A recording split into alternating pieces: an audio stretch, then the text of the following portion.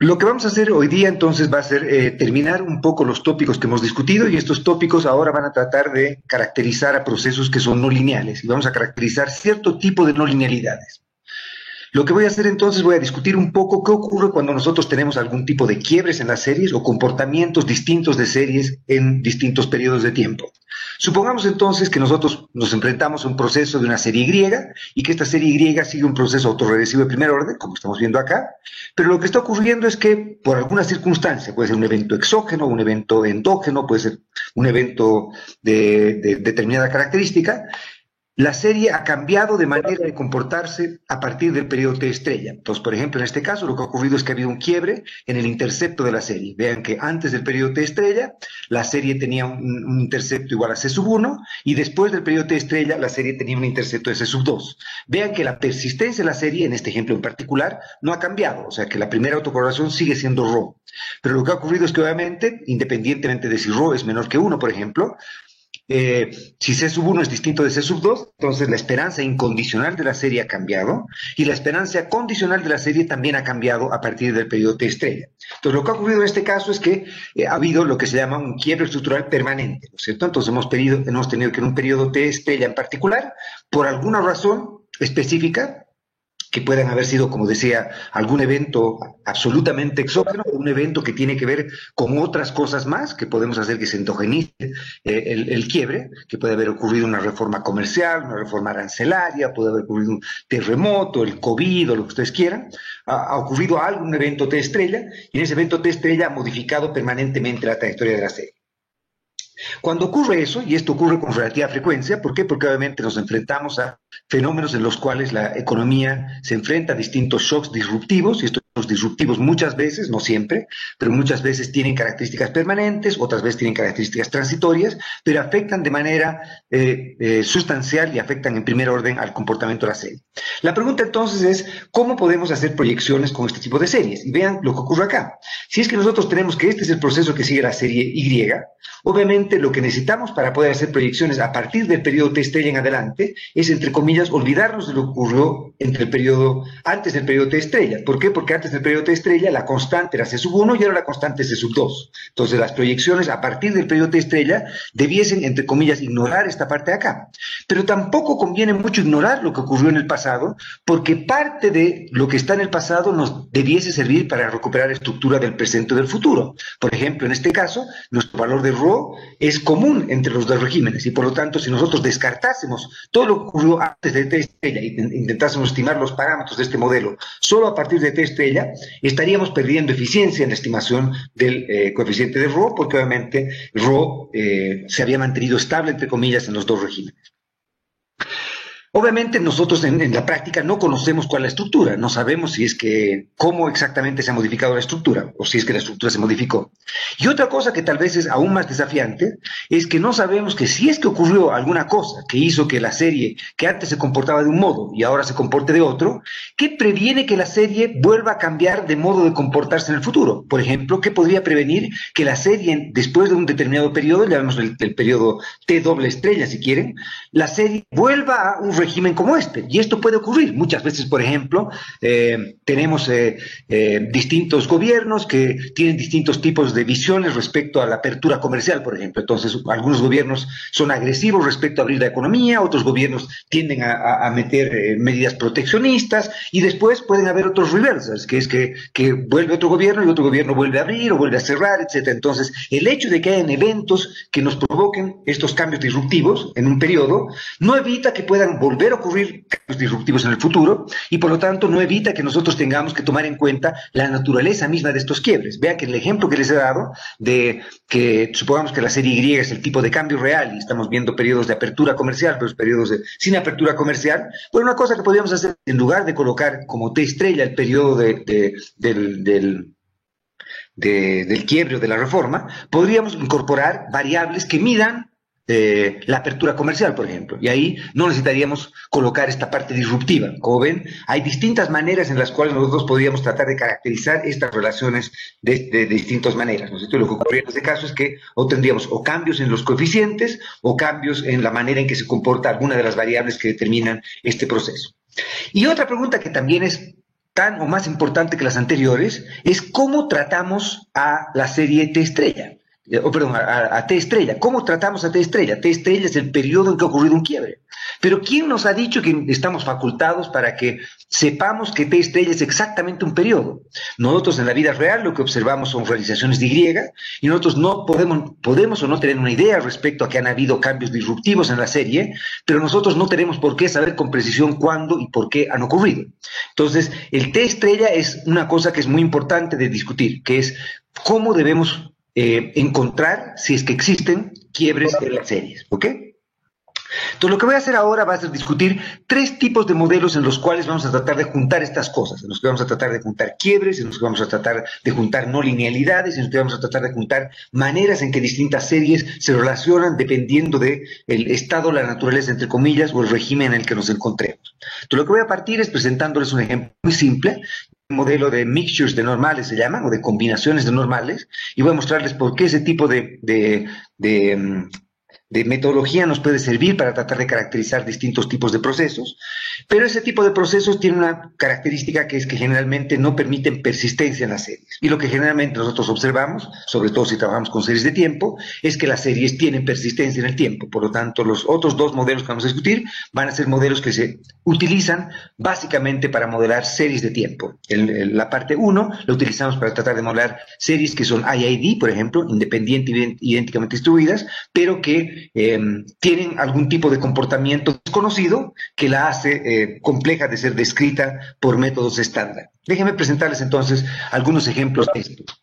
Estos son algunos ejemplos que salen de un paper de unos señores estadísticos que se llaman Marrone y Bond, y estos señores lo que hacen es presentarnos una suite de distribuciones, un conjunto de distribuciones, que son mixtures de distribuciones de variables normales. Entonces, ¿cuál es la idea acá?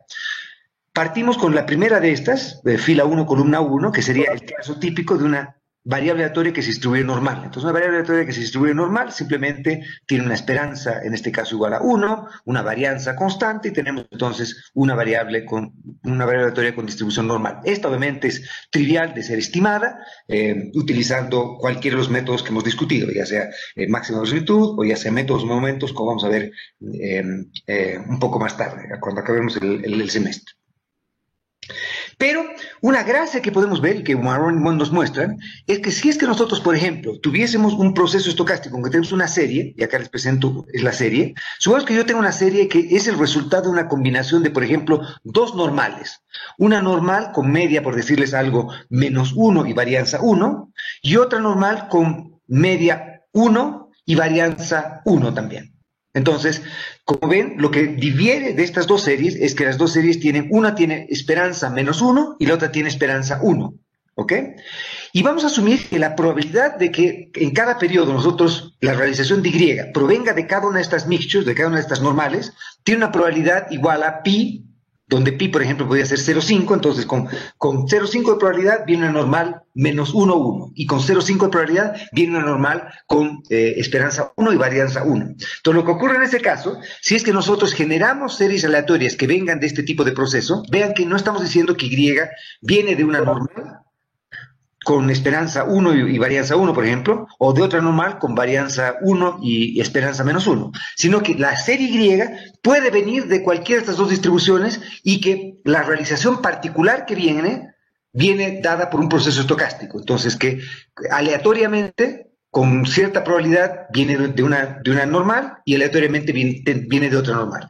En ese caso, entonces, por ejemplo, en el ejemplo que les decía, lo que ocurre es que podría ser que la serie Y, que proviene con 0,5% de probabilidad, por ejemplo, de una normal y con 0,5% de probabilidad de otra normal, la serie se va a ver de este modo. La serie Y, que es la combinación de estas 2 normales, se va a ver de este modo. Entonces, como ven, esta acaba siendo una mixture, una distribución que es bimodal. Tiene 2 modas, ¿no es cierto? Y por lo tanto, entonces, si nosotros observamos una serie Y que es bimodal, nosotros podríamos pensar que en realidad podríamos caracterizar a la serie como si fuese el resultado, aunque no lo sea en realidad, de una combinación de 2 normales. ¿Sí? Y lo que tenemos que hacer entonces es estimar cuáles son las probabilidades de que venga de cada normal, etc. Por ejemplo, acá ven una otra distribución que es bimodal también, pero que es asimétrica. Entonces, con distintas probabilidades viene de distintos lados. Entonces, por ejemplo, la cola de este lado es bastante menos ancha que la cola de este lado. ¿Sí? Y así sucesivamente, si nosotros colocásemos mixtures de, por ejemplo, en este caso, no que sé, 5, 6, 7, 8, 10 normales, podríamos tener una serie que tiene una distribución tremendamente compleja. En este caso tiene una distribución de una garra, como ven. Entonces tienen acá el dedo 1, la garra 1, garra 2, garra 3, garra 4, garra 5, a lo Wolverine, digamos, ¿no es cierto? Entonces tienen una distribución que viene de distintas, con bastantes modas. Y tienen, por ejemplo, también podrían tener que una variable que viene, por ejemplo, ¿cómo podría generar una serie que tiene una kurtosis tan grande como esta? Vean que es una serie que es unimodal, pero que tiene colas muchísimo más anchas que las de una distribución normal. ¿Cómo podríamos hacer eso? Bueno, una manera de hacer eso es, por ejemplo, hacer que la serie provenga de varias mixtures de distintas normales, con la misma media, en este caso la media cero, pero que tengan varianzas distintas y con distintas probabilidades. Entonces, por ejemplo, que con muy baja probabilidad una serie venga una normal con media cero, pero una varianza muy grande, por ejemplo, varianza 5.000 o 10.000, yo qué sé, un número muy grande. Entonces lo que va a ocurrir es que con muy baja probabilidad ocurren estos eventos, pero aunque la probabilidad sea baja, como la varianza es muy alta, pueden ocurrir eventos en las colas con mayor probabilidad o con mayor frecuencia. Entonces podríamos tener, por ejemplo, una serie que se comporta como una serie unimodal, pero con fuertes colas. O podríamos tener también una mixture de series en las cuales nos reproduzcan una serie que es unimodal, pero que sea fuertemente asimétrica. En este caso la serie no es asimétrica, pero es leptocúrtica, en este ejemplo de acá, y en este caso acá la serie es... obviamente es asimétrica y tiene exceso kurtosis también, ¿sí? Entonces, como ven, yo podría, simplemente utilizando mixtures de normales, yo podría caracterizar series que tienen comportamientos tremendamente complejos. Obviamente, lo único que requiero es que las series sean IID, que las series sean independientes, idénticamente distribuidas, ¿sí? No pueden tener dependencia temporal. Pero si, por ejemplo, yo tuviese que caracterizar la distribución de ingresos de un país, por ejemplo, y yo veo que la distribución de ingresos tiene, como ocurre efectivamente en Chile, por ejemplo, la distribución de ingresos es fuertemente leptocúrtica, es fuertemente asimétrica, pero también tiene potencialmente evidencia de distintas modas, por lo menos 2, si no 3 modas. Y entonces, obviamente, por ejemplo, la distribución como una log normal o una distribución de ese tipo no va a ser capaz de caracterizar más de una moda, porque la distribución log normal, por ejemplo, es una distribución que es unimodal. Entonces nosotros, aunque no conozcamos la distribución o las propiedades estadísticas detrás de la distribución de ingresos de la serie de Chile, por ejemplo, de ingresos, podríamos utilizar una mixture de normales para, con esta mixture de normales, caracterizar cualquier tipo de distribución. Una distribución que puede ser leptocúrtica, puede ser asimétrica, puede ser multimodal, etc. ¿Ok? Y entonces lo que podemos hacer es simplemente tratar de caracterizar la distribución de la serie Y, que depende de un conjunto de parámetros ρ, y hacemos que esto sea, puede que no sea así, pero hacemos que se aproxime como si fuese una mixture de, en este caso, J normales. Entonces tengo J normales, y las normales potencialmente pueden ser todas con esperanzas distintas, todas con varianzas distintas, y obviamente con probabilidad de ocurrencia de cada una de estas normales entre 0 y 1. Y con la suma de estas probabilidades iguales a 1. ¿Me están siguiendo todos hasta acá? Julián, Eduardo, Alejandra, Alberto. ¿Estamos? Ok. Y entonces, esto es muy, muy útil, porque si ustedes están enfrentados a una serie que es muy compleja, cualquiera de estas y de otras series que pueden ser mucho más complejas que estas, y ustedes no conocen la distribución que está detrás de esto, pero quieren caracterizar una manera estadísticamente competente, estadísticamente competente, las propiedades estadísticas de esta serie, y por ejemplo quieren simular series artificiales de Y, pero no conocen la distribución de Y, podrían ir ya sea con lo que se llaman métodos no paramétricos, y eso no se ve en este curso, se vería si es que están interesados, otro quiebre comercial para aquellos 4 o 5 interesados en continuar con el dolor conmigo, típicamente si es que hay un número suficiente de interesados, lo hago en un curso lectivo. El tratar de utilizar econometría no paramétrica se llama, y ver métodos no paramétricos para, por ejemplo, estimar funciones de densidad de series con distribuciones complejas. Pero una manera paramétrica de poder aproximar esta misma distribución sin conocer la verdadera distribución de las series es simplemente asumir que estas series proviniesen de una mixture de J normales. ¿ya? Y entonces no sabemos cuáles son mus, cuáles son j, o cuáles son los sigmas, cuáles son las probabilidades, y obviamente tampoco en general sabemos cuántos son los jotas. Puede ser una mixture de 2 normales, 3 normales, 4 normales, 5 normales, 6 normales, y lo que va a ocurrir es que dependiendo de cuánto de j utilicemos, vamos a poder aproximar series cada vez más complejas, ¿no es cierto? Obviamente van a ser, como vamos a ver en un minuto más complejos de ser estimados también. Pero la gracia de esto es que con un j no tan grande, uno puede aproximar series tremendamente complejas de caracterizar. ¿Ok? Entonces, la idea es básicamente esa, ¿no es cierto? Entonces, lo que vamos a hacer es asumir que existe una variable latente, y una variable latente es una variable no observable por el econometrista. Entonces, existe una variable latente que es la que determina, en este ejemplo, cuál es la distribución de donde la serie, en el periodo particular en el que estamos hoy día, de qué distribución ha salido esta realización de Y. Entonces, por ejemplo, tenemos 8 distribuciones, 8 normales, con distintas medias, distintas varianzas potencialmente, y la variable latente, llamémosla S, esta variable latente S, lo que hace es que con probabilidad pi sub 1 se realiza y nos dice el estado que viene va a ser el estado 1, o con probabilidad pi sub 2 viene el estado 2, con probabilidad pi sub 3 el estado 3, y así sucesivamente. Entonces, hay un juego interno que no vemos, que es en el que estocásticamente se determina cuál es el régimen o la normal que está activa en este periodo y que proviene de esta distribución. Entonces, con la probabilidad, yo qué sé, si por ejemplo con 99% de probabilidad viene de una distribución y con 1% de probabilidad viene de otra, entonces lo que va a ocurrir es que 99% de las veces la serie va a ser generada de una normal, de la primera normal, y apenas 1% de las veces de la segunda normal.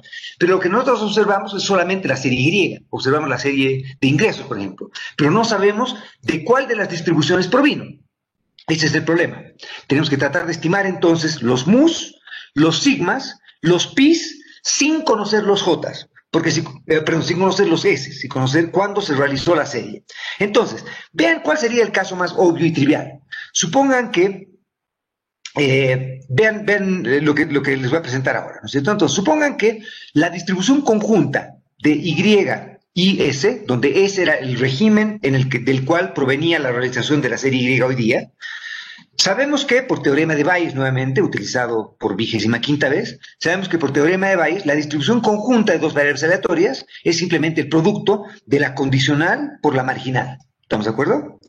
¿Y cuál es la condicional? Entonces, la condicional es simplemente cuál es la probabilidad o cuál es la distribución de Y condicional a observar que Y viene de un régimen en particular. Por ejemplo, entonces si me dijesen, mira, yo te garantizo que Y hoy día viene de la normal, de la tercera normal. Entonces me dicen, viene de esta normal en particular, bueno, yo sé que la distribución, dado que yo conozco el régimen, va a ser simple una normal con esperanza mu sub 3 y sigma sub 3, la desviación estándar, dado que me dicen que el régimen del que proviene la serie hoy día es el régimen 3. Entonces, si yo supiese cuál es el régimen, si yo observase ese, escribir la función de densidad y por lo tanto la likelihood para poder estimar mu y sigma condicional a que yo observo el S es trivial. Lo único que yo hago es, olvídense el numerador de esta parte de acá, colóquenle acá un 1, entonces simplemente colocar la distribución o la función de densidad de una normal con esperanza mu sub j y varianza sigma cuadrado sub j.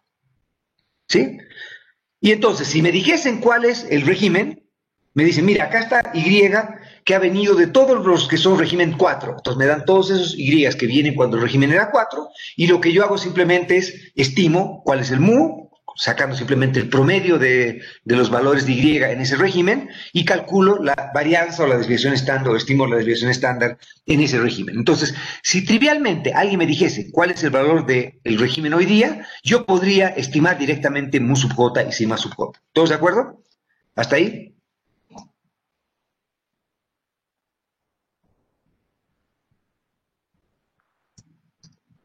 Muy bien. Ahora, el pelo en la sopa está en que nosotros no observamos ese sub j. Pero como habíamos dicho antes, la distribución conjunta de Y y S es el producto de la condicional de Y en S, que es simplemente la normal con varianza sigma cuadrado sub j y esperanza mu sub j, por la marginal, que sería la probabilidad de que S se encuentre en el régimen J. ¿Y cuál es la probabilidad de que ese se encuentre en el régimen J, dado que hemos dicho que esto provenía de una mixture de normales y que cada normal tenía una probabilidad fija de ocurrencia pi sub j que desconocemos, pero que es pi sub j? Entonces, obviamente, la probabilidad conjunta va a ser la marginal, que es pi sub j, por la condicional, que es la normal dada el régimen.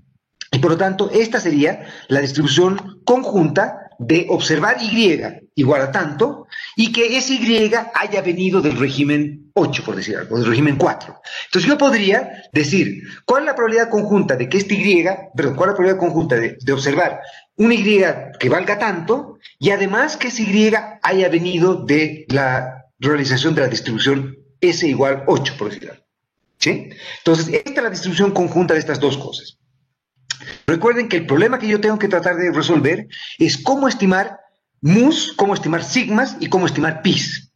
Si yo observase los S, es decir, si yo supiese cuándo se ha producido el estado 1, el estado 2, el estado 3, el estado 4, el estado 5, el estado 6, etcétera, digamos que 10 estados, entonces, ¿cómo podría yo estimar los pi sub j? Es triviales, ¿no es cierto? Yo agarro todos los casos en los que se produjo el estado 1, divido entre el número de casos totales y con eso tendría un estimador de los pi sub j, que sería caso favorable respecto a casos totales, y con eso me da el estimador de la probabilidad de ocurrencia del evento. Por lo tanto, entonces, si yo observase el S, estimar mu, estimar sigma y estimar pi es trivial. Pero otra vez, lamentablemente, yo no observo el S. Y por lo tanto, entonces, lo que tengo que hacer es tratar ahora de encontrar maneras de estimar pis, estimar mus y estimar sigmas cuando yo observo solamente Y y no observo S. ¿Ok? ¿Cuál es la gracia ahora? Bueno, la gracia ahora es que nosotros podríamos volver a utilizar algo que nosotros conocemos respecto a propiedades de las condicionales, las conjuntas y las marginales. Si se acuerdan de su curso de estadística, si nosotros nos entregan la probabilidad conjunta de ocurrencia de un evento, de que Y valga tanto y S valga tanto, y yo quisiese sacar la marginal de Y, para sacar la marginal de Y, lo único que yo tengo que hacer es integrar esta parte de acá, es sacar toda esta parte de acá. Integrando la parte de la conjunta que tiene que ver con S, yo obtendría la marginal de Y, es decir, la probabilidad de ocurrencia solamente de Y. Y por lo tanto, entonces, yo podría ahora tratar de recuperar la función de densidad o la función de probabilidad de ocurrencia de Y, solamente Y, incondicionalmente al régimen, es decir, la marginal de Y. ¿Cómo podría hacer eso? Bueno, tomo la conjunta de Y y S, que es la que he derivado acá, y ahora integro los estados, los regímenes, estos S. En el caso de que los S son una variable aleatoria, discreta, entonces la integración en realidad va a ser simplemente la sumatoria de estos. Entonces sumo todos estos de acá, sumo toda esta expresión que tengo acá, y con eso entonces voy a obtener la marginal de Y. Y teniendo la marginal de Y, lo único que tengo que hacer ahora es escribir la log likelihood, que sería simplemente el logaritmo de la likelihood y tomar la sumatoria de todos los eventos acá. Vean que esto es distinto a lo que ustedes hubiesen hecho si es que hubiesen estimado la likelihood condicional a un determinado régimen. Entonces, por ejemplo, en ese caso, el pi sub j hubiese sido 1, digamos, le hubiesen dicho, acá tienen todos los Y que fueron generados cuando venían de la distribución, de la primera distribución, cuando S valía 1. Acá están todos, entonces me entregan, yo qué sé, 80 datos, que son todos los Y que se generaron en la distribución 1. Y me dicen, estima los valores de mu sub 1 y sigma sub 1. Eso es trivial, porque como yo tengo ya acá todos los, simplemente los Y condicionales a esto, que es cuando esto ya vale 1 acá, entonces simplemente tengo la likelihood para esta parte de acá, haciendo que el pi sub j valga 1, si me siguen. Saco la log likelihood y con eso voy a obtener un estimador de los parámetros y nos van a salir estimadores que van a ser consistentes, y no solo consistentes, sino que van a tener solución analítica.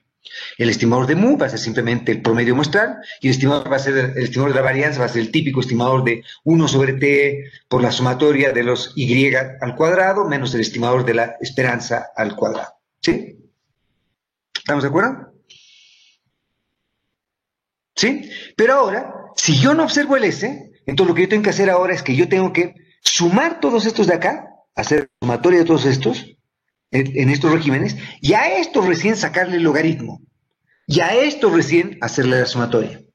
Y por lo tanto, entonces, como ven, la log likelihood en este modelo, aún para estimar los mus, los sigmas, va a ser una función que va a ser tremendamente no lineal, porque va a depender de todo. Como estoy combinando todo, yo voy a tener que derivar esto respecto al mu sub j, y las derivadas de los mu sub j van a estar en todo lado, de los sigma sub j van a estar en todo lado, los pi sub j van a estar en todo lado, y por lo tanto, esta derivada va a ser relativamente compleja de ser estimada. Obviamente hay algunas ventajas que podemos tener para esto. La primera de ellas es que podríamos reparametrizar nuestra likelihood para asegurarnos que, por ejemplo, los estimadores de sigma sean todos no negativos. La segunda cosa que tenemos que hacer es garantizar que los estimadores de pi sean también no negativos. Y no solo no negativos, sino que los estimadores de pi, cada uno de los pi, tienen que estar entre 0 y 1. Una manera de poder hacer eso es reparametrizar el estimador de pi de cada uno de los pi, como por ejemplo llamarlo a sub j al cuadrado, dividido la sumatoria de los a sub j al cuadrado. Eso me garantiza que, independientemente de cuál sea el valor de a que yo obtenga, que puede ser positivo o negativo, cada uno de los a sub j al cuadrado dividido la sumatoria de todos los a sub j al cuadrado me va a garantizar que esa sumatoria va a estar siempre entre 0 y 1. Y la otra cosa que me va a garantizar es que la sumatoria de todos esos a sub j al cuadrado va a darme igual a 1 cuando yo la divida entre la sumatoria de los a sub j cuadrados. No sé si me están siguiendo en ese razonamiento también. ¿Sí? Y entonces yo puedo reescribir la likelihood en función solamente de observaciones y parámetros, que es lo que yo quiero hacer acá. No puedo estimar la likelihood acá directamente porque estaría expresándola en función de observables, que son los y, de parámetros, que son los mus, pero a su vez también está en función de una no observable, que es este S sub j. Y este sub j, como no lo observo, no puedo estimar esta función, ni esta. Tengo que conseguirme la incondicional y luego de conseguir la incondicional hacer la estimación de acá. ¿Estamos de acuerdo? Bien, entonces, una cosa que también es divertida e interesante es que una vez que yo he estimado, tengo estimadores de los parámetros de los mus, de los sigmas y de los pis, yo podría ahora hacer ingeniería inversa. Y es decir, dado que yo observé un determinado valor de y, ¿cuál sería la probabilidad de que ese y haya provenido, por ejemplo, de esta distribución normal, o de esta otra, o de esta otra, o de esta otra?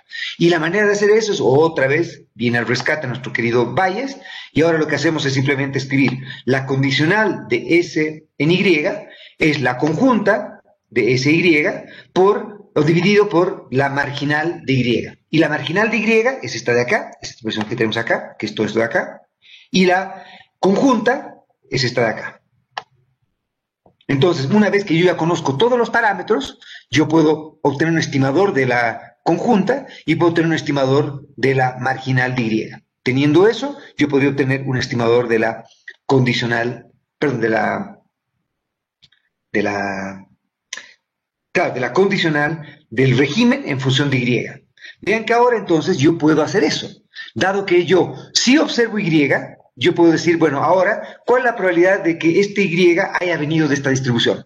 Quiero darles un ejemplo concreto de esto. Supongamos que ustedes están estimando una ecuación de Mincer, ¿ya? Y entonces ustedes creen que el retorno a la educación, y supongo que ustedes tienen años de escolaridad de las personas y tienen el ingreso de las personas y han controlado por otras cosas más. Pero creen que además de la educación formal de las personas, el ingreso de las personas depende de las habilidades de las personas, ¿ya? O depende, por ejemplo, de la calidad de la educación. Entonces, no es solo que las personas hayan estudiado 15 años de educación formal, sino que se han estudiado en un lugar donde las habilidades sus habilidades eran complementarias a la formación, llamamos eso calidad.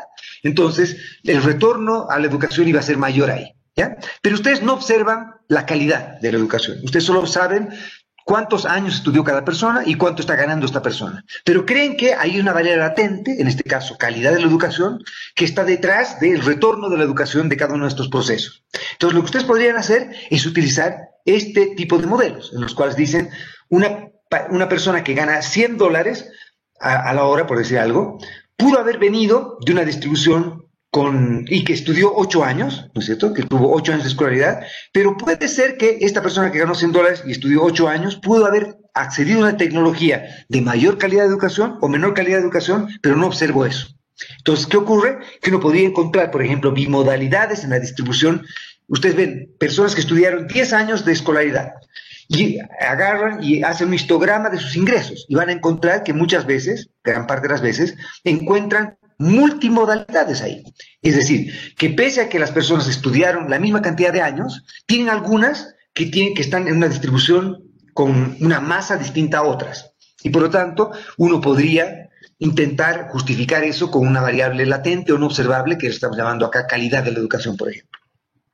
Y en ese ejemplo, entonces, lo que podríamos hacer es utilizar este procedimiento para tratar de, una vez que hemos estimado los retornos a la educación en cada uno de nuestros regímenes, el régimen, entre comillas, de alta calidad y de baja calidad, lo que podemos hacer ahora es decir, bueno, dado que una persona ganó tantos dólares, ¿cuál es la probabilidad de que ese ingreso, o de que esa persona o de que los ingresos de esa persona hayan sido generados con la tecnología de alto retorno o alta calidad o baja calidad, etc. Entonces, uno podría utilizar este tipo de modelos para tratar de recuperar características de las variables no observables también. Y eso es bastante útil en este tipo de casos. ¿Ok? ¿Estamos de acuerdo? Bien, entonces lo que tienen que hacer, obviamente, esto está expresado con razonable detalle en Hamilton, en el capítulo 21 del último capítulo de Hamilton. Estamos viendo justamente el último capítulo de Hamilton. Y entonces van a ver ahí, y también hay una referencia adicional, que es la referencia de Kim y Nelson, donde es un libro completo donde discute lo que estamos viendo ahora, más lo que vamos a ver en un minuto más, ¿ok? Que es justamente este punto de acá, el de Markov Chains, o de procesos markovianos. Lo que hemos hecho entonces hasta ahora ha sido describir características de procesos que son IID, independientemente, idénticamente distribuidos. El régimen, por ejemplo, si es que hoy día la serie Y había venido el régimen 4, la probabilidad de que venga el régimen 1, 2, 3, 4, 5 era independiente del régimen en el que la serie había venido en el periodo anterior. El régimen no tenía memoria, no tenía persistencia. Y por eso la serie era IID, ¿no es cierto? Porque tenía igual probabilidad en cada periodo de venir de cada una de estas distribuciones, independientemente de la distribución de la que vino el periodo anterior. En cambio, si es que los regímenes tuviesen algún tipo de memoria, entonces lo que vamos a hacer es vamos a lidiar con una variante de los métodos autorregresivos que hemos discutido hasta ahora, que vamos a llamar cadenas de Markov. Y la cadena de Markov es simplemente la contraparte discreta a las series de tiempo o a los procesos estocásticos en dominio continuo. Entonces, por ejemplo, un proceso autorregresivo de primer orden era un proceso en el que Y dependía del Y pasado, ¿no es cierto? Un AR1, por ejemplo, Y hoy día dependía del Y pasado.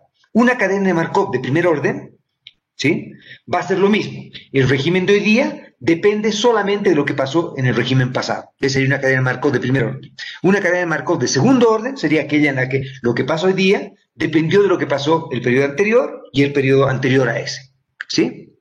Entonces, una cadena de Markov es básicamente la contraparte de lo que sería un proceso autorregresivo, pero cuando la variable aleatoria no tiene un dominio continuo, sino tiene un dominio discreto. Es decir, que la variable aleatoria solo puede adoptar determinados valores puntuales. En este ejemplo, decíamos que, por ejemplo, la variable S solo podía hacer que estemos en el régimen 1, 2, 3, 4, 5, por decir algo.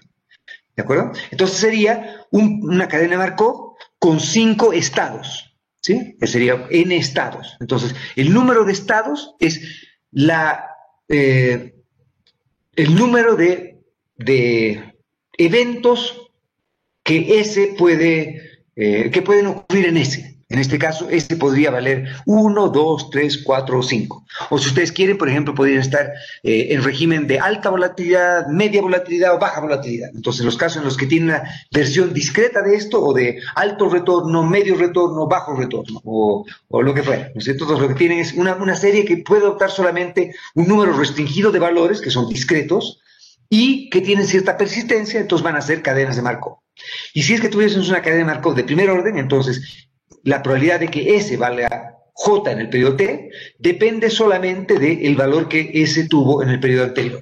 Y entonces vamos a escribir como la probabilidad, supongamos si tuviésemos una cadena de Markov de primer orden, entonces vamos a escribir como P sub IJ como el evento de que la serie S valga J en el periodo T, condicional a que valía I en el periodo T-1. ¿Sí? Y podemos escribir entonces lo que vamos a llamar la matriz de transición como simplemente colocar en cada columna la probabilidad de que, dado que estamos en el régimen 1, continuemos en el régimen 1, nos vamos al régimen 2, nos vamos al régimen 3 o nos vayamos al régimen n. Entonces, la primera columna nos dice que obviamente esta columna tiene que sumar 1, ¿no es cierto? Porque si estamos en el régimen 1, podemos seguir en el régimen 1, irnos al 2, al 3, al 4, al 5 o al n. Pero no podríamos acabar en un régimen distinto a cualquiera de esos, porque la serie solo puede adoptar números o valores entre 1 y n en este ejemplo, ¿sí? Y entonces, si estamos en el régimen 1, podemos seguir en el régimen 1, etcétera, etcétera. Si estamos en el régimen 2, nos vamos a la segunda columna, y en la segunda columna nos dice cuál es la probabilidad de, si estamos en el régimen 2, irnos al régimen 1 el siguiente periodo, o seguir en el régimen 2, o irnos al régimen 3, o irnos al régimen 4, irnos al régimen 5, etcétera, hasta el régimen n. Y así sucesivamente, si estamos en el régimen n hoy día, cuál es la probabilidad de que nos vayamos al 1, nos vayamos al 2, nos vayamos al 3, hasta que acabemos en el régimen n, en el periodo, perdón, en el régimen n, claro, el próximo periodo condicional a que estábamos en el régimen n en este periodo. Y como les decía, cada columna tiene que sumar 1, ¿no es cierto? Entonces, como ven, esta cadena de Markov nos caracteriza entonces la manera en que, si estamos en un régimen, nos vayamos al otro. Y sería el análogo a lo que tenemos en un proceso autoregresivo, condicional a que, por ejemplo, hoy día Y vale tanto. ¿Cuál es la probabilidad de que Y valga tanto el próximo periodo? Entonces un AR1 sería, digamos que el AR1 era Y, más ρ veces, Y era alfa, más ρ veces YT menos 1. Entonces, dado que Y vale 8 en el periodo t-1, entonces alfa más ρ veces 8 más la realización de la serie del shock estocástico nos va a decir cuál era la distribución de Y en el periodo t. Acá lo que estamos diciendo es que los Y no pueden valer cualquier cosa en el periodo t, solo pueden valer uno de estos n valores, ¿ok? Y si se acuerdan, una cosa que habíamos mostrado es que un proceso autoregresivo de primer orden podía ser, pero un proceso autoregresivo de cualquier orden podría ser representado como un proceso autoregresivo de primer orden. ¿Sí? ¿Se acuerdan? ¿Se acuerdan nuestra variable chistosa, creo que se llamaba, ¿no es cierto? Que habíamos mostrado que un proceso autoregresivo de cualquier orden podría representarse como un proceso autoregresivo de primer orden. ¿Sí? Como representable como un proceso autoregresivo de primer orden, aumentando la representación de estado-espacio. Y lo mismo hemos hecho con un var, ¿no es cierto? En un var hemos dicho que un var 1 o un var 8 podría ser representable como un var 1. Lo mismo ocurre acá. Una cadena de Markov de quinto orden puede ser representada como una cadena de Markov de primer orden. Entonces, en Hamilton hay un ejemplo, por ejemplo, de cómo mostrar que una cadena de Markov de segundo orden es representable como una cadena de Markov de primer orden. Les pediría que simplemente vean cómo hacer eso. Y es exactamente igual a lo que hubiésemos hecho, una generalización de lo que hemos hecho en el caso de los procesos autoregresivos, que simplemente aumentar o modificar la definición que tenemos de los regímenes, de qué es cada régimen, ¿ok? Revisen cómo podemos hacer eso. Otra cosa que podemos hacer es tratar de, por ejemplo, caracterizar propiedades de largo plazo de la serie. Lo mismo que hemos hecho en un proceso autoregresivo. Podríamos, por ejemplo, determinar cuál es lo que vamos a llamar la matriz ergódica de probabilidades o una cadena de Markov ergódica. Una cadena de Markov ergódica es una cadena de Markov que tiene una representación en la cual va a haber un steady state, una representación de largo plazo de esta serie. Y entonces, para encontrar el steady state de esta serie, lo que nosotros hacemos es simplemente aplicar lo siguiente, es tratar de encontrar pi va a ser un vector n por 1. Recuerden que P es la matriz de transición, que es una matriz cuadrada, que es de dimensión n por n. Entonces, lo que tratamos de hacer es encontrar el vector pi, tal que aplicado a nuestra matriz P, nos dé que P veces pi nos reproduzca el mismo pi que tenemos antes. Entonces, es lo mismo que decir esto. Supongan que, si hoy día estamos en el régimen 1, ¿ya?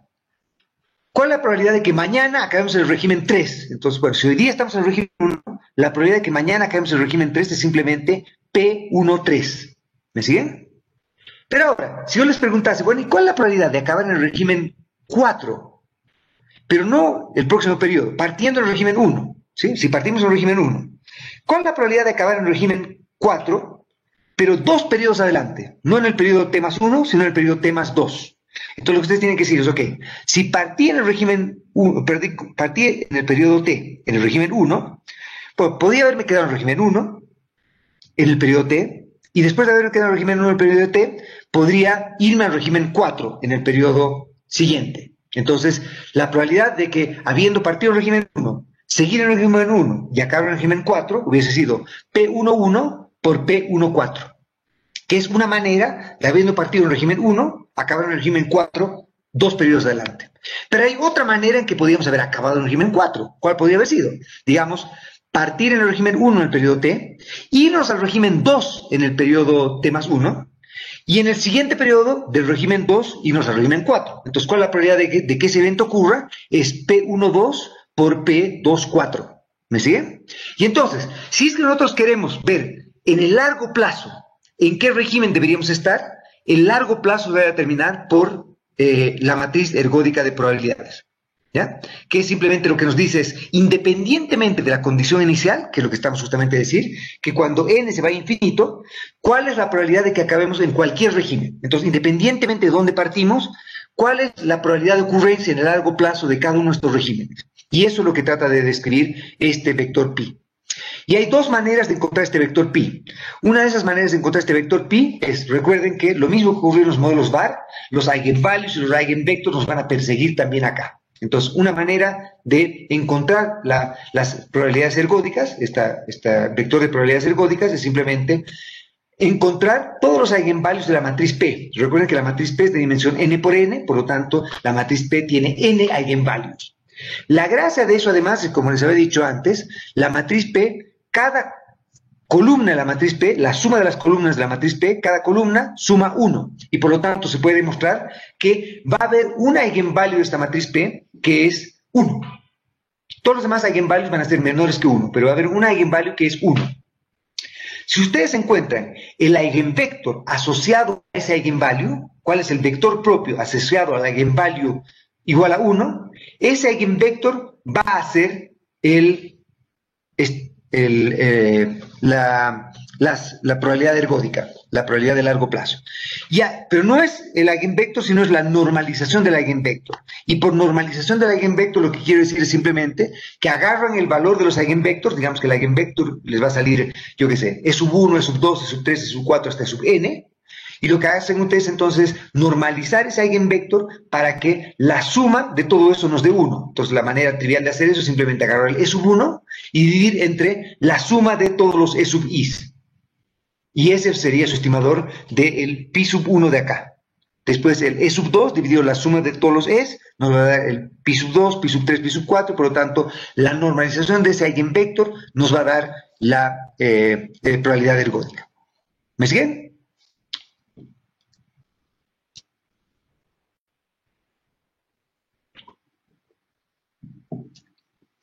¿Ok?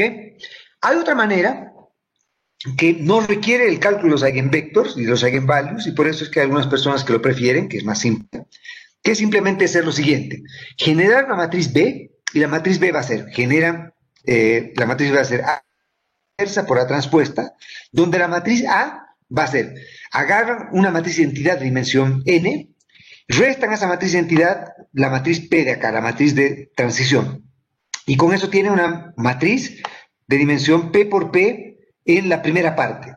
Y agarran y colocan una fila adicional. Y esta fila es una fila de unos. Entonces este es un vector, este 1 mayúscula, o este 1 en sobresaliente, es simplemente un vector columna de unos. Pero lo que estamos haciendo es transponer ese vector columnas y por lo tanto es un vector fila de unos. Entonces esta matriz A es una matriz que es de dimensión n más 1 filas por n columnas. ¿Ok? Y por lo tanto, entonces ustedes obtienen una matriz B, y esta matriz B va a ser también una matriz que va a tener n más 1 columnas, ¿sí? Pero va a tener n más 1 columnas, y si ustedes agarran la columna n más 1 de esta matriz B, la columna n más 1 de esta matriz B va a ser justamente este vector pi. ¿Ok? Nuevamente, como les decía, detalles de todo esto están en Hamlet. ¿Estamos de acuerdo? Entonces, para encontrar la matriz ergódica de probabilidades, lo único que tienen que hacer es, teniendo la matriz de transición, ustedes pueden calcular este B, o calcular los eigenvalues o los eigenvectors, y con eso encuentran la probabilidad de largo plazo de ocurrencia de cada evento. Pero recuerden que hay un pequeño problema acá. El pequeño problema que tenemos es que los S's no son observables. Y entonces lo que voy a hacer ahora es discutir brevemente cómo podemos utilizar lo que hemos discutido hasta ahora, lo que hemos presentado hasta ahora, para tratar de caracterizar o estimar modelos en los cuales hay dependencia temporal. Entonces, quiero que piensen ahora en el siguiente problema. Supongan que tienen una serie Y, y esa serie Y depende de un conjunto de regresores, potencialmente, X. donde estos regresores podían ser, por ejemplo, rezagos de la misma variable pendiente, podían ser otras variables que sean exógenas débiles o no, etcétera. Podría ser un modelo ARDL o lo que ustedes quieran. Y esta F1 podía ser en realidad cualquier cosa. Entonces, por ejemplo, este podría ser un modelo Arch o Garch o lo que ustedes quieran. Cualquier realización o cualquier proceso complejo que nos caracteriza la realización de Y condicional al vector X. ¿Ok? Y que depende de un conjunto de parámetros θ sub 1.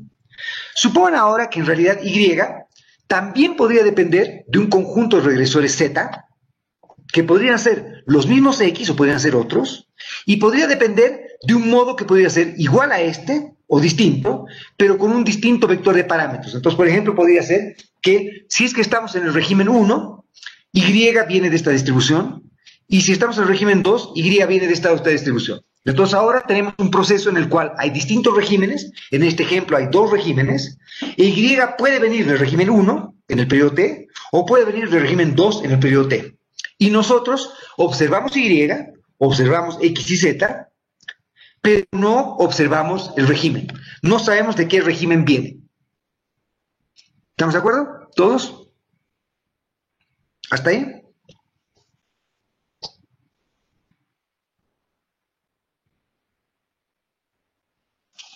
¿Alguien? Bien, Julián. Ok, entonces, no sabemos de qué régimen viene, ¿ok? Y no observamos el régimen, o sea que acá la cosa está complicada. Si no observamos el régimen, pero supiésemos que los regímenes no tienen memoria, es decir, que por ejemplo con cierta probabilidad viene del régimen 1, y con cierta probabilidad viene del régimen 2, y con cierta probabilidad viene del régimen 3, entonces podemos hacer exactamente lo mismo que hemos hecho acá. Obviamente acá en lugar de una normal colocaríamos f sub 1, y en lugar de la otra normal colocaríamos f sub 2, donde podría ser la distribución más compleja que ustedes quieran, pero la gracia es que si es que no hay memoria en qué régimen estamos hoy día respecto al régimen anterior, entonces podemos utilizar una variante de mixtures, aunque no sean normales, para caracterizar maneras de estimar este parámetro. Lo mismo que hemos hecho acá, lo podríamos hacer en el modo anterior, ¿sí? Entonces, alguien podría pensar, bueno, ¿por qué no escribimos la log likelihood de ese modo? ¿No es cierto? Bueno, a ver, ¿qué podemos hacer eso? Podríamos decir, bueno, si Y viniese del régimen, si supiésemos que Y está en el régimen 1 hoy día, ¿ya? ¿Cuál es la probabilidad de que Y se mantenga en el régimen 1 condicional al que estamos en el régimen 1? Bueno, es P11, que sería el componente 11 de esta matriz de acá. Entonces tenemos solo dos regímenes. Esta matriz P va a ser una matriz 2 por 2, donde tenemos P11 acá y 1 menos P11 abajo, en la segunda fila de la primera columna. Y acá tendríamos P22, que sería la probabilidad de continuar en el régimen 2, condicional que estamos en el régimen 2, y 1 menos P22 sería la probabilidad de que, habiendo partido en el régimen 2, nos vayamos al régimen 1, el siguiente periodo. ¿De acuerdo? Entonces alguien podría decir, bueno, hagamos lo mismo que hemos hecho en el caso anterior. Bueno, si estuviésemos en el régimen 1, ¿cuál es la probabilidad de seguir en el régimen 1? P11. Y con esto entonces tendríamos la probabilidad conjunta de,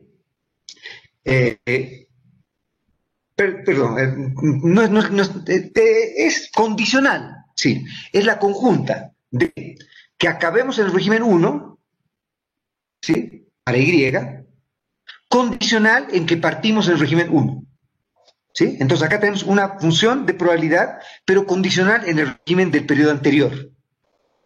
Y ahora, si es que partimos en el régimen 1, el siguiente periodo podríamos irnos al régimen 2. ¿Con qué probabilidad? Con probabilidad P1 menos P11, que sería la probabilidad P12. Y si nos vamos al régimen 2, la función de densidad para Y es f sub 2.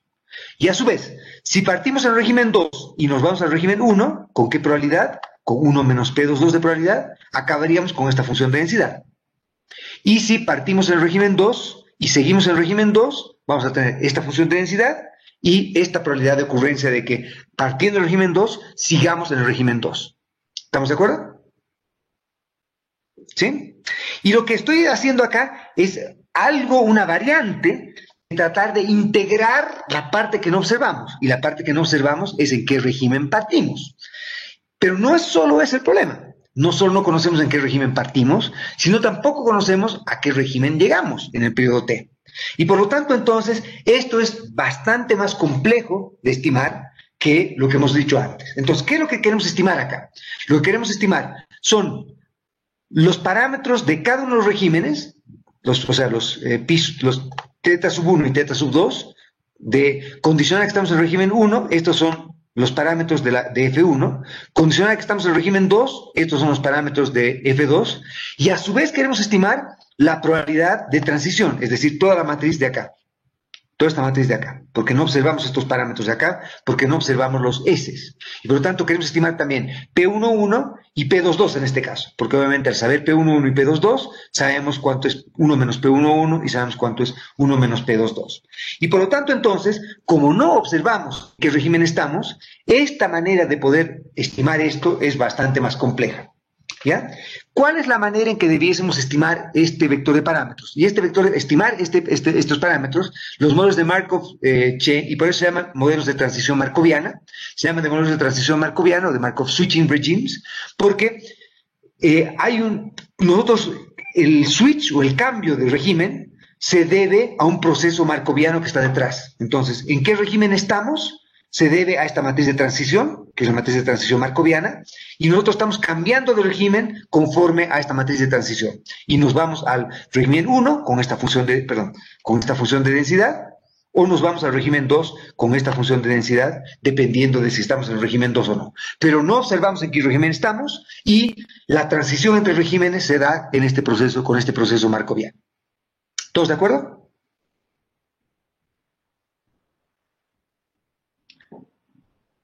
Bien, ¿estamos? Julián, el número de estados también se estima, claro. Entonces, obviamente, el número de regímenes no se observa y típicamente lo que hacemos es partir con un número modesto de regímenes. ¿Por qué? Porque un modelo, aún con dos regímenes y un modelo de transición markoviana de primer orden, es computacionalmente muy complejo de estimar y es bastante inestable. Recuerden que lo que estamos tratando de hacer es caracterizar procesos que son bastante no lineales. Entonces, teniendo un número relativamente modesto de regímenes y relativamente modesto del orden del proceso de transición markoviana, del proceso markoviano, podemos caracterizar modelos o procesos que son tremendamente no lineales. Pero sí, como bien decías, Eduardo, nosotros no conocemos el número de estados y no conocemos el orden del proceso markoviano tampoco. No sabemos si es un proceso markoviano de primer orden o de segundo o de tercero, no conocemos si es que... Lo mismo que ocurre con un proceso autorregresivo, ¿no es cierto? Nosotros observamos los Y, pero no observamos si es un AR1, un AR2, un AR3. Acá, nuestro problema ni siquiera es ese, es mucho más complejo que ese. No sabemos si el proceso markoviano es de primer orden, segundo orden, tercer orden, que sería lo trivialmente fácil de hacer si es que observásemos los estados, que sería lo mismo que estimar un proceso AR1, AR2, AR3 y utilizar, por ejemplo, algún criterio de información para escoger entre procesos. Acá podemos hacer lo mismo, pero el problema adicional que tenemos es que además de no observar, además de no saber el orden de la cadena de Markov, no sabemos tampoco el número de estados y por ende no sabemos tampoco el número de regímenes. ¿Sí? Y por eso es que obviamente este es una agenda de investigación que empezó hace, yo diría no tanto, unos 15 años, un poco más tal vez, pero que tiene muchas cosas que todavía no se saben bien cómo tratar. Por cosas que vamos a discutir en unos minutos más también. Vamos a discutir justamente que hacer inferencia acá es bastante más complejo, etc. ¿Okay? Pero básicamente esa es la idea. ¿Bien? Bien. Déjenme entonces ahora darles un breve bosquejo de cómo estimamos este tipo de procesos markovianos en los cuales tenemos distintos regímenes y supongamos que conocemos o nos damos el número de estados y nos damos la orden de la cadena de Markov y queremos estimar los parámetros de cada régimen y queremos estimar los parámetros de la matriz de transición markoviana. ¿Ok? Entonces, la idea es que como no observamos los estados o regímenes, lo que hacemos es que utilizamos un algoritmo en el cual vamos utilizando como variable latente el estado y vamos con eso haciendo updates de nuestra función de verosimilitud. Y por lo tanto, entonces, esto se parece un poco a lo que hemos hecho en los modelos MA, que era, partíamos con un guess de una condición inicial, y con ese guess de una condición inicial nos damos secuencias de estos U's. Acá lo que vamos a hacer es que vamos a darnos secuencias de los S's que no observamos, en qué régimen estamos en cada periodo. Y vamos a hacer un juego en el que vamos a hacer un juego iterativo. Entonces, por ejemplo, vamos a partir el algoritmo simplemente haciendo lo siguiente, diciendo, vamos a darnos un guess de lo que son los teta sub 1, teta sub 2 y los pis. Y con ese guess podemos decir, ahora utilizando el mismo método que hemos hecho acá, podemos decir, dado el Y que observamos hoy día, ¿cuál es la probabilidad de que el Y hubiese venido de tal régimen? Entonces, condicional a que ahora hemos hecho el guess al revés, es que hemos partido con un guess de los parámetros. Con eso hemos dicho, ahora observemos el primer dato. Con ese primer dato, ¿cuál es la probabilidad de que ese primer dato haya venido de S igual 1, 2, 3, 4, 5, 6, 7, 8? Entonces ahora, condicional a que S hubiese venido de 1, 2, 3, 4, 5, 6, 7, 8, entonces ahora sí podríamos escribir esta parte de la matriz, porque ahora, condicional a que estamos en el régimen 1, ¿cuál es la probabilidad de que nos el régimen 2, al 3, al 4, al 5, al 6, al 7, etcétera? Y con eso podríamos escribir esta parte de la likelihood utilizando eso. Luego viene un nuevo dato y hacemos un nuevo update, un nuevo update y un nuevo update. Entonces la idea es que hacemos este algoritmo que se llama EM y el EM viene por Expectations Maximization. Entonces es un algoritmo que maximiza la expectativa de ocurrencia de un evento utilizando métodos iterativos cuando no observamos alguna de estas variables. Entonces lo que hace es que primero hace un forecast y hace una inferencia respecto a qué régimen nos encontramos. Utiliza un método de suavizamiento para que no se vuelva muy inestable el método numérico de estimación, y luego lo que hace es que hace un forecast de las variables observables condicional a el forecast que hemos hecho de en qué régimen estamos. Y luego, con eso, escribe la likelihood, estima el vector de parámetros, estima ese vector de parámetros y vuelve a hacer el algoritmo. Vuelve a partir con ese vector de parámetros estimado, vuelve a hacer un forecast de en qué régimen nos encontramos, con ese régimen vuelve a hacer un forecast de cuál es la probabilidad de ocurrencia de cada variable Y en cada periodo, con eso escribe la likelihood, vuelve a estimar un nuevo vector de parámetros, vuelve a hacer el proceso, vuelve a hacer el proceso. Entonces es un proceso que es bastante tedioso, hay bastante algoritmo escrito, bastante programa escrito, pero lamentablemente, esta es una cosa que típicamente ocurre, buena parte de la gente que trabaja en este tipo de métodos prefiere trabajar en softwares como Gauss en lugar de MATLAB, por ejemplo. Entonces, hay mucho código para estimar este tipo de procesos utilizando Gauss, menos código para estimarlo en MATLAB, pero hay. O sea, que si ustedes buscan van a encontrar. Y de hecho, este libro de Lee Nelson que les digo, el libro de Lee Nelson, que está en la bibliografía y está en el programa, lo que hace es que nos presenta varias cosas adicionales que podríamos hacer este tipo de modelos. Por ejemplo, podemos endogenizar probabilidades también. Podemos hacer que las probabilidades dependan no de regímenes que son no observables, sino que dependan de alguna variable observable. Entonces, que estemos en el régimen 1, 2 o 3, depende de alguna variable observable. ¿Ok? ¿Bien? ¿Estamos de acuerdo?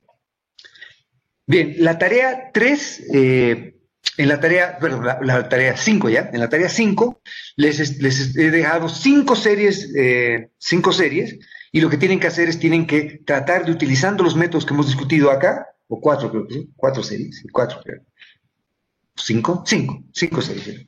5 series, lo que tienen que tratar de hacer es tratar de ustedes encontrar maneras de caracterizar estas series de un modo, utilizando algunos de estos algoritmos para tratar de ver si es que encuentran no linealidades, si las encuentran, de qué tipo son, cómo las modelan, si encuentran transitividad o no, si encuentran normalidad o no, si encuentran persistencia o no, si encuentran quiebres o no, etc. Entonces la tarea 5 yo creo que también es una tarea bastante divertida, entre comillas. ¿Son siempre de este tipo de series o todo, no, Alberto, no pueden ser otras cosas, Recuerden que ustedes podrían tener un modelo en el que ni siquiera tengan parte autorregresivo de resultados distribuidos. Podría ser, por ejemplo, una serie en la que tienen que el tipo de cambio real depende de gasto de gobierno, depende de productividad de sector transable o no transable, depende de entrada neta de capitales, tiene un proceso ARCH, GARCH o lo que sea, no sé. O sea, lo que estoy diciendo es que estas F1, estas F2 pueden ser cualquier cosa, no tienen por qué ser procesos autorregresivos o procesos de media móvil. Podría ser, si ustedes están trabajando con un modelo univariado de series de tiempo, un modelo ARMA o algo parecido, pero no tiene por qué ser así. Y de hecho, esto de Markov switching podría ser extensible a modelos de vectores autorregresivos también, y de VEX, y con integración, etcétera. O sea, esto podría ser, podríamos tener, y de hecho hay de eso también, ¿no es cierto? Que se llaman también modelos que se llaman de, vamos a discutir eso. Déjenme tal vez volver a esto un poquito más tarde, porque hay otra manera de ver esto también, que sería con modelos de umbral, ¿ok? Pero lo que quiero decir, Alberto, es que Profe, acá, sí, dime, una consulta. sí. ¿Las series de la tarea pueden Ah, no, las depender series de la de... tarea, dices tú, no, no, las series de la tarea no. No. Lo que digo en el enunciado de la tarea, en el enunciado de la tarea Sí. es que digo que cada serie es independiente de la otra. Entonces acá, cada Ah, serie ya, es una entonces, isla. Sí, no, no, ya, no. No, no, perfecto. no he sido tan perverso. No, no, no. No, la serie uno modela solamente tomando la serie uno, la serie 2 solamente tomando la serie 2, la serie 3 solamente tomando la serie 3. No, para la tarea cada serie depende de sí misma, ¿no? Pero no sabemos cómo depende de sí misma. ¿Ok? No, pero digo, en la vida real no, en la vida real tu imaginación es el límite. Ok, bien, déjeme ahora tratar de terminar este tópico presentándoles un tipo de modelos que a mí me gustan mucho, porque son bastante útiles este tipo de modelos. Y estos son los modelos que se llaman modelos de umbral o modelos de threshold. ¿Ya? Y estos tipos de modelos son bastante populares. ¿Por qué? Porque tienen una gracia respecto a los modelos de Markov switching que hemos visto hasta ahora. En los modelos de Markov switching, lo que ocurre es que los modelos de Markov switching son bastante difíciles de estimar, son tremendamente complejos en términos de estabilidad numérica, requieren métodos numéricos para ser estimados, y no solo eso, sino que además este tipo de regímenes o este tipo de modelos son bastante difíciles de interpretar, porque recuerden que los regímenes, estos S, no los observamos, no los conocemos. Entonces, yo, por ejemplo, les he dicho mi interpretación de lo que era esa variable S en el ejemplo que les había dado, de alta calidad de la educación o baja calidad de la educación, por decirles algo.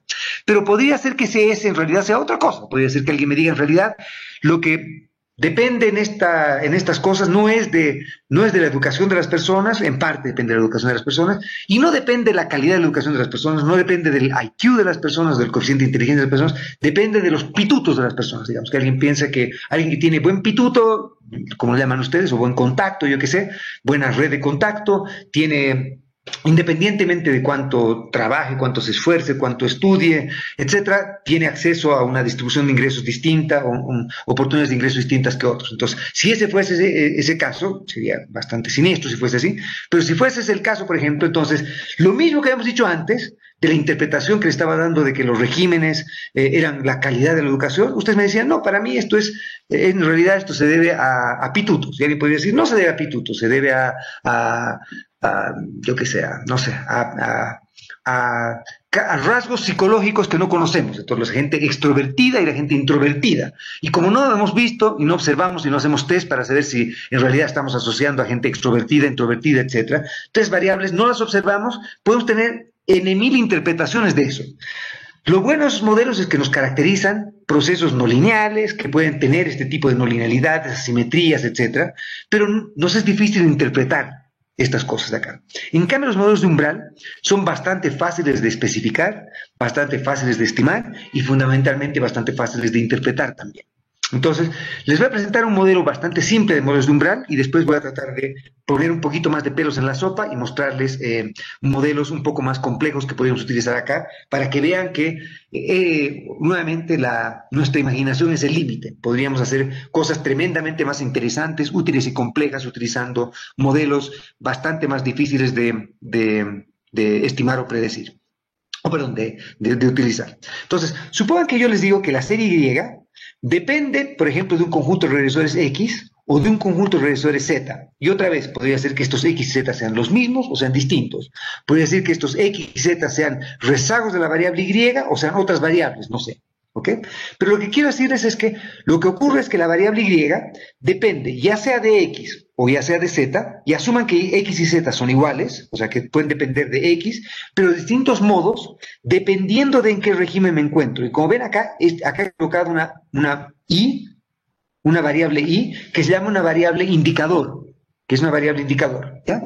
Y esta variable indicador se activa o se desactiva dependiendo de lo que aparece en el subíndice. Entonces, en este ejemplo, lo que llamamos la variable Q va a ser lo que vamos a llamar la variable de umbral. Y es la variable que gatilla que estemos en un régimen o en otro, o gatilla que estemos en un lugar o en otro. Entonces, por ejemplo, si estamos con el valor de Q, recuerden que Q es la variable de umbral, y por ahora asuman que ustedes conocen cuál es la variable Q. Y si Q adopta un valor menor o igual que un valor de gamma, entonces Y depende de X de este modo. Entonces, Y responde a X de este modo. Y si es que la variable Q adopta un valor ahora, en este periodo, mayor que este valor de gamma, donde gamma va a ser el parámetro de umbral, entonces por eso se llama modelo umbral, ¿no es cierto? Porque lo que hace es que se activa o no se activa una condición dependiendo de si es que la variable observable es mayor o menor que este parámetro de umbral, ¿sí? Entonces, en este caso, si la variable Q es mayor que gamma, entonces la función indicador acá va a valer 1, en este caso, y va a valer 0 en este caso, porque la variable se activa solamente cuando Q es menor o igual que gamma acá. Y como Q ahora es mayor que gamma, esto va a valer 0, y por lo tanto, todo esto vale 0. Y la variable Y depende ahora de Z, cuando Q es mayor que gamma. Entonces, como ven ahora, si es que Z fuese igual que X, entonces lo que estoy diciendo es que dependiendo de si el valor de Q es mayor que gamma o es menor o igual que gamma, Y depende de X con coeficiente beta, en este ejemplo, o depende con coeficiente gamma, en este otro ejemplo. Entonces ahora he creado esta no linealidad. He creado esta cosa en la que la misma variable Y, aún con el mismo valor de X, la variable Y, aún con el mismo valor de X, puede responder de modo distinto, Y puede responder de modo distinto a X, dependiendo del valor de una tercera variable Q. ¿Ya? Y por ahora este Q estamos asumiendo que es una variable conocida. Entonces, por ejemplo, podríamos decir, yo qué sé, en periodos de alto crecimiento, el tipo de cambio real responde de modo distinto a los déficits fiscales. Y en periodos de bajo crecimiento depende de esta otra manera. Donde ahora la variable alto o bajo crecimiento sería Q, y la variable de umbral, que determina qué es alto y qué no es alto, sería, por ejemplo, si el producto crece a más de 3%, se activa esto. Oh, perdón, esto de acá. Y si crece a menos de 13%, se activa esta otra condición. Entonces, el gamma sería 3%, el Q sería la tasa de crecimiento del producto. ¿Sí? O podría ser, en los casos en los que tenemos una apreciación acelerada del tipo de cambio, o depreciación acelerada del tipo de cambio, ocurre cierta cosa, ocurre cierta otra. O en periodos en los cuales tenemos entrada neta de capitales, o en periodos en los que tenemos salida neta de capitales, etc. Están viendo que acá hemos encontrado una manera en la que estamos caracterizando esto de un modo distinto. Ustedes me dirán, bueno, ¿y esto en qué se diferencia de colocar una dummy? Y la respuesta que les doy es filosóficamente nada, ¿no es cierto? Porque lo que estamos diciendo acá es que, por ejemplo, estamos haciendo lo que se llama sample splitting. Y sample splitting es simplemente que nosotros partimos la muestra. Si nosotros conociésemos cuál es la variable de umbral, Q, y conociésemos el parámetro de umbral, gamma, entonces decimos, si se activa la condición que Q es menor o igual que gamma, entonces vemos todos los casos en los que, por ejemplo, crecimos a menos del 3%. Estos son todos los años en los que crecimos a menos del 3%. ¿Ok? Entonces ahora, condicional a que crecimos en menos del 3%, dado que observamos Q, ahora regresionemos Y contra X y tenemos el estimador de beta, porque hemos sacado todos los casos en los cuales se cumplía esta condición y por lo tanto hemos hecho un sample splitting ahí. Y tenemos todos los casos en los que Q era mayor que gamma y estimemos el valor de delta. Entonces, como ven, si es que yo sé cuál es Q y yo conozco cuál es gamma, estimar los parámetros beta y delta que nos determinan las respuestas en cada umbral o en cada régimen es trivial, porque eso va a ser en este caso un OLS en cada ejemplo de acá. Si es que el proceso fuese distinto a un OLS, fuese un Arch-Catch o algo más complejo, tampoco es complicado. Simplemente hago el sample splitting, separo la muestra entre los que cumplen la condición a un lado y los que cumplen al otro y hago la función de verosimilitud a un lado y la función de verosimilitud al otro, y con eso estimo los dos parámetros. Esto lo puedo utilizar para otras cosas. Por ejemplo, alguien me dice, yo qué sé, las mujeres tienen retorno a educación distinta a los hombres. Bueno, esta es otra manera de hacer un sample splitting, ¿no es cierto? Es decir, que nuestra variable Q se va a llamar el sexo de las personas, o lo que quieran identificarlo como eso. Entonces, agarramos a las mujeres, las separamos en una parte de la muestra, agarramos a los hombres, los separamos en otra parte de la muestra, y estimamos el modelo separado para mujeres y para hombres. Porque en este caso, la variable del umbral es hombre o mujer, y gamma es simplemente si se activó, si es mujer o si es hombre, ¿no es cierto? Podríamos hacer esto mismo para hacer quiebres estructurales, es decir, que ha habido un quiebre estructural en 1940, por decir algo. Entonces agarramos todos los datos antes de 1940, después de 1940, y estimamos el modelo antes de y después de 1940. ¿De acuerdo? ¿Sí? Entonces, como ven, estimar el modelo condicional a que observamos el Q, que es algo que vamos a asumir. La diferencia más importante de un modelo de umbral con un modelo de Markov switching es que la variable que determina en qué régimen estamos, en el modelo de Markov switching es no observable, es este S, y acá es una variable que es observable, que es esta variable Q.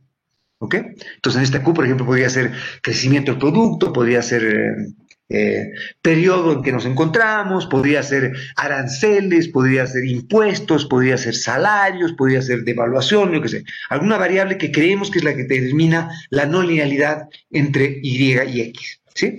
Y entonces, si nosotros conociésemos cuál es la variable de umbral y supiésemos cuál es gamma, estimar este modelo es trivial. Estimar este modelo es trivial. ¿Sí? Estimar este modelo es trivial. ¿Cómo hacemos este modelo? Simplemente separamos la muestra entre los casos en los que se cumple esta condición, los casos que se cumple esta otra condición, y estimamos, en este caso por OLS, el beta gorrito de los que cumplen la primera condición, el delta gorrito de los que cumplen la segunda condición, y con eso tendríamos los parámetros estimados de cada régimen. ¿De acuerdo? Y eso es si conociésemos cuál es el parámetro gamma. Entonces, lo que podemos hacer es ahora decir, bueno, si conociésemos gamma, estimamos los parámetros en cada uno de nuestros regímenes, y con eso entonces tendríamos un valor para la varianza de los errores, o el error, la suma de cuadrados de los errores, en el modelo de, eh, de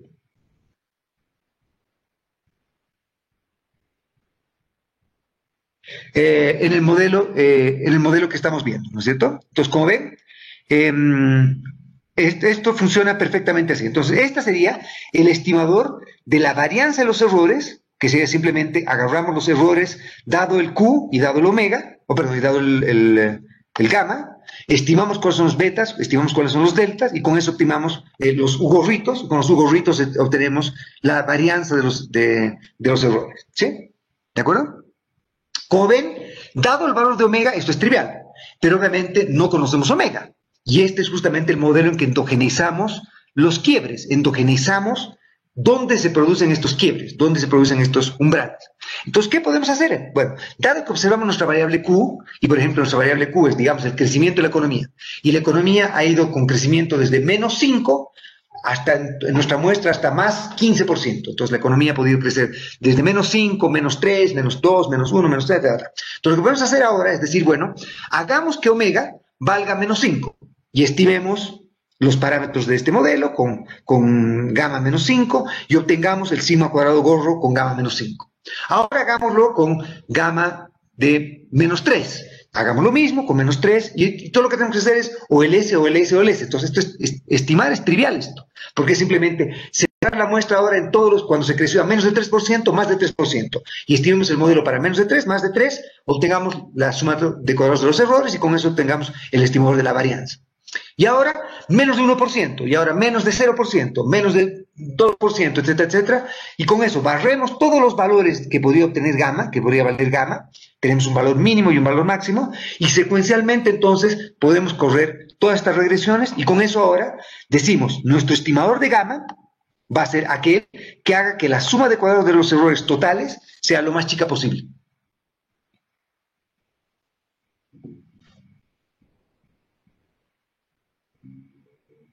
¿Estamos de acuerdo?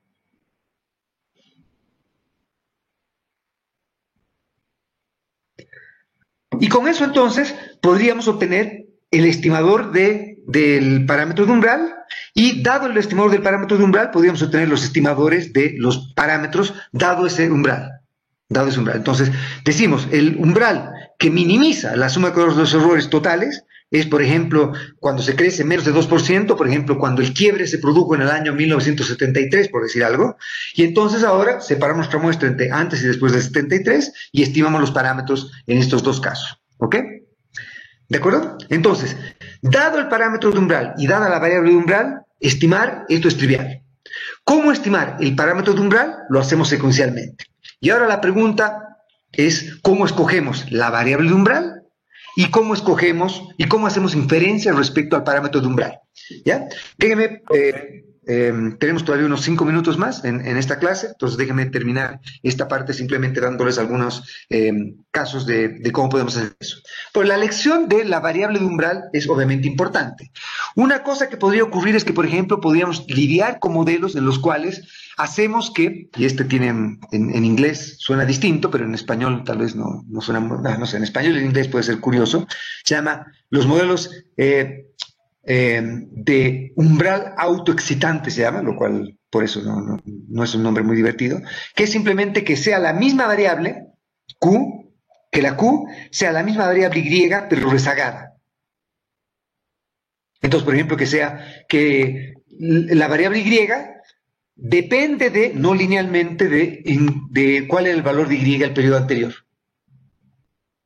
Y entonces, en ese caso sería que la variable de umbral es la misma variable, pero rezagada. Y ahora podría ser rezagada un periodo, 2 periodos, 3 periodos, 4 periodos, etcétera. Eso dependería de dónde se genera la no linealidad en la serie. Otra elección de la variable umbral podría ser, por ejemplo, si es que estamos tratando de evaluar si es que hubieron quiebres de régimen o cambios de régimen, ¿no es cierto? Entonces, por ejemplo, podría ser el Q, podría ser la variable tiempo. Entonces, podría ser que creemos que el quiebre estructural se produjo en 1910, 20, 25, 26, 27, 28, etcétera, y podemos con eso estimar modelos de quiebre estructural endógeno. O podría ser otra variable cualquiera, podría ser, por ejemplo, creemos que cuando la economía crece o cuando el flujo de capitales son positivos o cuando el déficit fiscal es menor que tanto o cuando la depreciación cambiaria es menor que tanto, etcétera, ¿no es cierto? Entonces, podemos tener distintas variables que creemos que son las variables que determinan la no linealidad. Y lo que podemos hacer es hacer que compitan estas distintas variables de umbral. ¿Cómo? Simplemente considerando distintas variables de Q, estimando el modelo para esa variable de Q y comparando los errores que resultan de ese proceso de umbral con el de otro proceso de umbral. Y nos quedamos con aquellos que nos minimicen la suma total de cuadrados de los errores. ¿Sí? Bien, una pregunta última que nos puede interesar hacer es la pregunta de cómo testeamos la hipótesis de que no hay quiebres, o que no hay no linealidades, o que no hay distintos regímenes.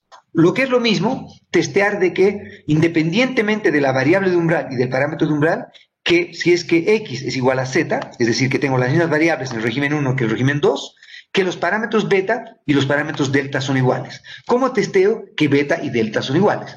Acá debería ser delta, no debería decir rho. Sí, debería decir delta. Sí, debería decir delta. ¿Sí? ¿Cómo testeo que beta y delta son iguales?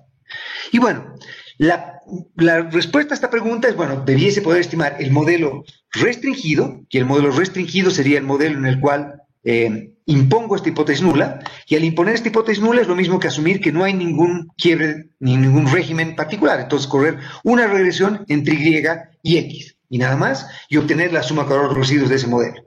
Y después estimar el modelo con umbrales, y obtener la suma de los residuos del modelo con umbrales, y hacer una variante de un test F o un test chi cuadrado, utilizando suma de los residuos del modelo restringido, no restringido, etc., ¿no es cierto? ¿Cuál es el problema que tenemos ahí? Y acá viene lo que les había dicho antes, que era el problema sustancial que hemos enfrentado varias veces ya a lo largo de este curso. Y déjenme ahora recordar por qué, y ahora sí he hecho introspección y he recordado esto de por qué les decía esto de prekinder y ya no estamos en prekinder y todo eso. Era más bien para que ustedes se consideren orgullosos de que estamos viendo material que es completamente distinto y más maduro y más difícil y más sofisticado que el que han visto en todos los cursos anteriores que tenían. Entonces lo que estoy diciendo es que más bien esto debiese hacerlos sentir orgullosos de que se graduaron a un nivel de conocimiento para problemas más complejos que demuestran que la teoría asintótica que ustedes han visto hasta ahora, llamamos la de Prekinder, por ejemplo, o la teoría que ustedes han visto de estimación que han visto hasta ahora, que sería la de los niveles introductorios que han visto hasta ahora, no sirve para el contexto que estamos viendo ahora. Por eso ahora ustedes están graduando a un nivel de conocimiento superior, se están acercando más a la frontera del conocimiento y debiese ser más bien materia de orgullo y de sonrisa por parte de ustedes y no motivo de sentirse mal por esto. Más bien debe ser un sentido de orgullo y pertenencia al sentir que están haciendo cosas cada vez más complejas e interesantes y más realistas. ¿Ok? Bien, entonces, dado ese quiebre comercial respecto a lo que conversamos alguna vez respecto a Prekinder o no, déjenme decirles cuál es el pequeño problema que tenemos para tratar de testear esta hipótesis nula. Si queremos testear la hipótesis nula, que beta es igual a delta en este ejemplo de acá, lo que ocurre es que bajo la hipótesis nula hay un parámetro que no está identificado bajo la nula. ¿Cuál es el parámetro que no está identificado bajo la nula? El parámetro gamma. Gamma puede valer cualquier cosa acá, puede valer 0, 1, 45.000, 857 millones, independientemente del valor de omega. Cuando beta es igual a delta, omega no está identificado, puede valer cualquier cosa. Y en todos los casos en los que ocurre eso, en que bajo la hipótesis nula hay un conjunto de parámetros que no estamos estimando, que no están identificados, entonces la teoría asintótica convencional, la que he llamado la teoría de Prekinder, no en términos despectivos, sino en términos de que el nivel de conocimientos es menor que el que tenemos ahora, esa teoría asintótica no funciona. La teoría asintótica que tenemos que utilizar es una teoría asintótica distinta. Y la distribución que hemos utilizado, este test que era un test F, cuando ustedes hacían, por ejemplo, un test de Chow para evaluar un test de quiebre estructural, decían, pero quiero testear si hubo un quiebre en 1970. Entonces ustedes agarraban, decir, bueno, dado que conozco gamma, gamma es 1970, entonces agarro los años antes de 1970, después de 1970, estimo los modelos y saco el test de Chow para evaluar quiebre estructural, entonces yo puedo testar la hipótesis nula si hubo un quiebre estructural en 1970. Pero ahora, si yo no conozco el periodo de quiebre, yo no conozco que el quiebre pudo haberse producido en 1970, lo que ocurre es que ahora el test de Chow que ustedes han hecho ya no puede hacerse con el test convencional que han hecho. ¿Por qué? Porque gamma, que ustedes antes en el test de Chow decían, yo sé que gamma es 1970, ahora ustedes no saben qué es gamma. Y como no saben qué es gamma, entonces ustedes tienen que colocar el valor de gamma en un valor desconocido. ¿Sí? Y ese valor de gamma, como es desconocido, no es identificable bajo la hipótesis nula. Y por lo tanto, este test de hipótesis no va a tener distribución asintótica chi cuadrado, sino que va a tener una distribución que va a depender del contexto particular en el que estemos evaluando esto. ¿Cómo tenemos que hacer este test? Entonces, tenemos que hacer este test utilizando Bootstrap. ¿Ya? Y para hacer Bootstrap, entonces, lo que hacemos es simplemente partimos de un modelo en el que asumimos que no hay quiebres, nos damos el valor de beta, ¿sí? Que sería, por ejemplo, el beta gorrito que sale de un modelo sin quiebre, nos damos con esos gorritos y hacemos ahora realizaciones Y generadas por este proceso, mediante Bootstrap, por ejemplo, y después de eso lo que hacemos es, dado que bajo la hipótesis nula hemos generado un proceso en el que no hay quiebres, lo que hacemos después es estimar un modelo con quiebres y nos vamos dando valores de gamma y vamos obteniendo los valores calculados para cada muestra artificial que generamos con Bootstrap. ¿Cuántas muestras artificiales generamos? 100.000, por decirles algo. Y lo que hacemos ahora es comparar el valor crítico que sale de esas muestras de Bootstrap con el valor calculado que salió con la muestra original con la que trabajamos. ¿De acuerdo? Bien, déjenme terminar simplemente diciéndoles dos cositas más respecto a esto.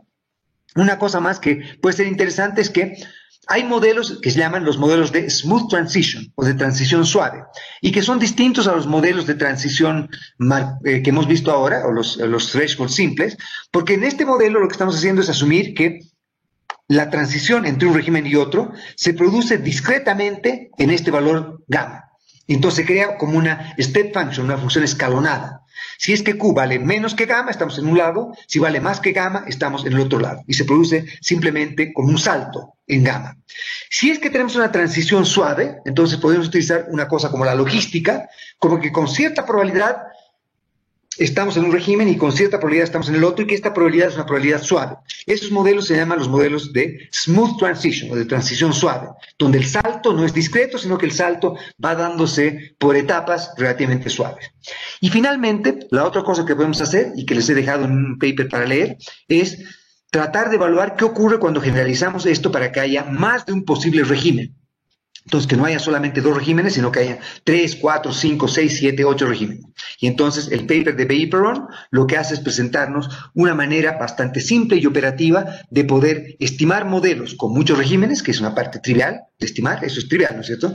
Si, por ejemplo, tenemos 2 regímenes, podemos decir, bueno, si el valor es menor que gamma 1, o está entre gamma 1 y gamma 2, o es mayor que gamma 2, y con eso tenemos 3 regímenes y 2 parámetros de umbral, ¿no es cierto? Gamma 1 y gamma 2. Lo que queremos tratar de hacer ahora es simplemente tratar de, además, determinar el número de regímenes óptimo. Y Bay y Perron, entonces, tiene un test para hacer eso.